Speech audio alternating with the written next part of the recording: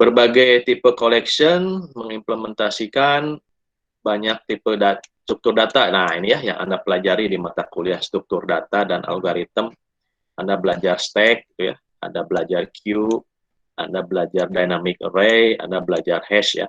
Tapi kalau yang di struktur data kan Anda ngoding semua stack-nya ya. Kalau di Java tinggal pakai saja, taruh saja data-datanya di situ. The collection FA relies heavily on generic for its implementation. Nah, ini contoh collection ya. Jadi, collection itu adalah sebuah interface. Apa itu interface? Kemarin kan sudah diajarin ya.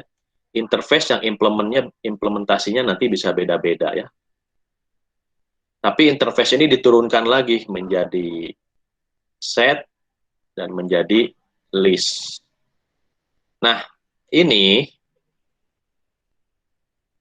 biasanya disebut sorted set.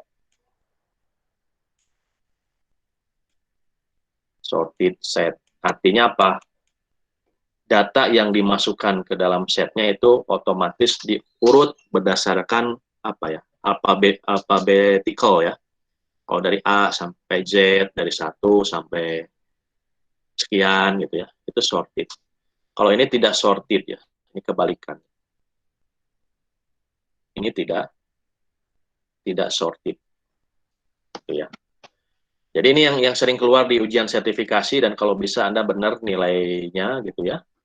Bahwa collection itu adalah interface ya, yang diturunkan menjadi dua interface, namanya set dan list.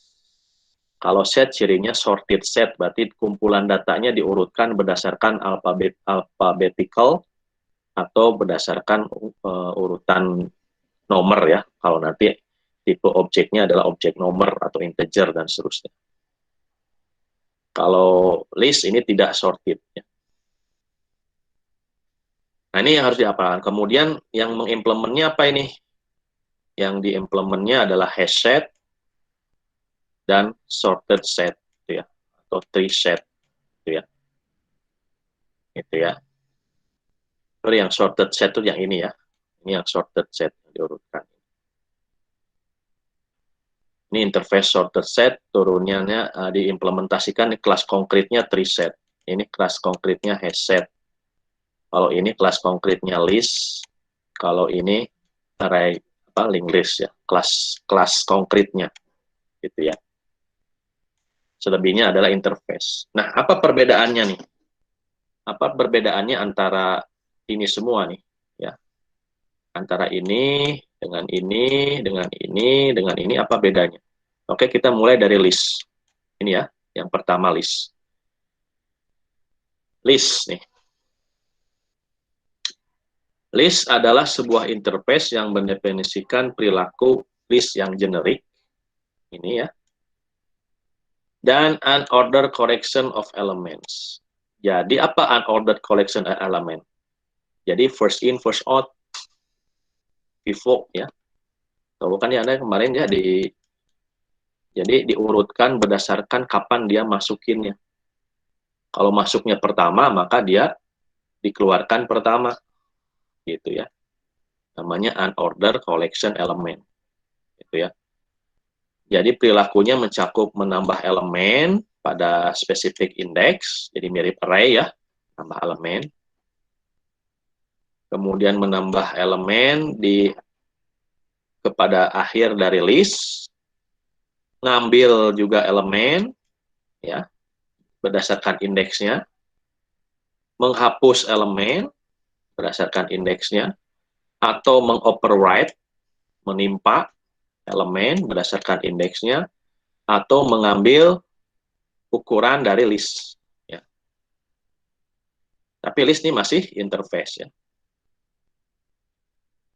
Gunakan list as a step to hide implementation detail ya.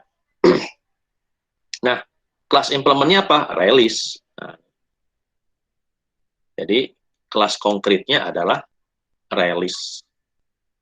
Jadi release itu adalah array yang tumbuhnya secara dinamis. Tipe apapun masuk, tapi tadi ya diurutkan berdasarkan kapan dia dimasukkannya, first in, first out, gitu ya. Nah, contohnya ini. Misalnya Anda nih menggunakan generic ya, listnya tipenya objek integer semua, release ya. Nah, kalau di collection itu tidak bisa tipe data primitif ya. Anda harus tipenya tipe data objek. Makanya pakai new integer kalau masukin satu-satu. 22, 33, 44. Gitu ya.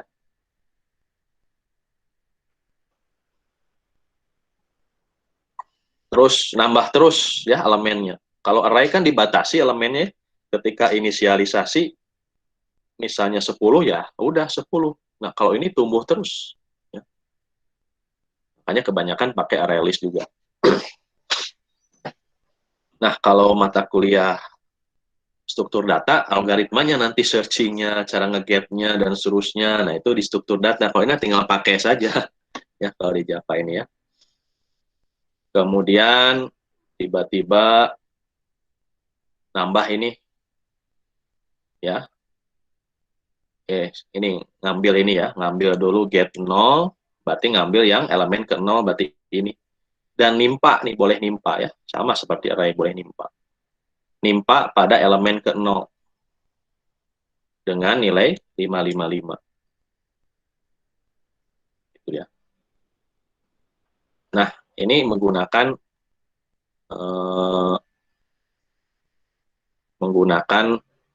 generic ya.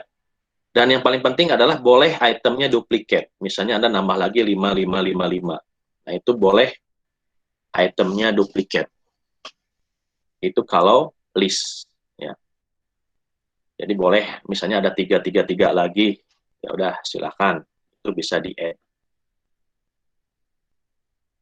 Nah, ini kalau menggunakan generic. Kalau tanpa generic ya seperti ini aja. List ya. URL list ya. Ukuran awalnya 3, tapi ini bisa tumbuh ya. Bisa ukuran awalnya 3, tapi bisa tumbuh tanpa harus mengeset lagi nilai. Masukin ya, 11, 22 ini. Tapi tipenya objek ya. Jangan primitif, tipenya objek semua. 3. Kemudian boleh nggak masukin string? Boleh ya. Masukin string ya. Nah, kalau yang ini nggak boleh masukin string, error ya, karena ini sudah ditentukan integer ya. Nah, kalau ingin banyak ya sebaiknya jangan pakai generic seperti ini ya. Atau mungkin bisa aja ininya tipenya jadi objek gitu ya, objek aja. Ini bisa semua masuk ya nilainya. Nah, ini masuk ya. Kemudian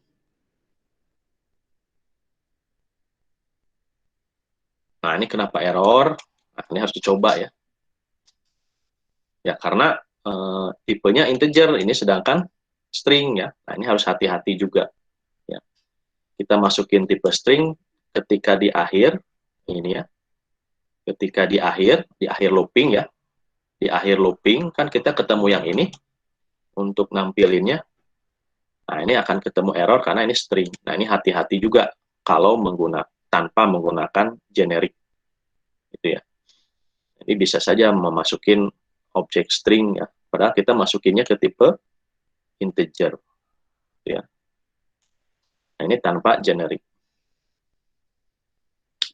Kemudian kalau pakai generic, nah ini.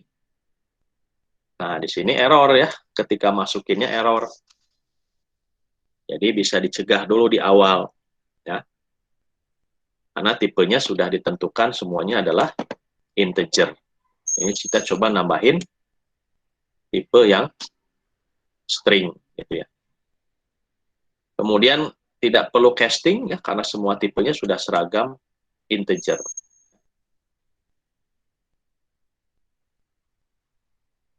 Nah, begitu juga cara mengiterasinya, Anda menggunakan for yang ini. Nah, ini sekarang Anda diperkenalkan for-nya.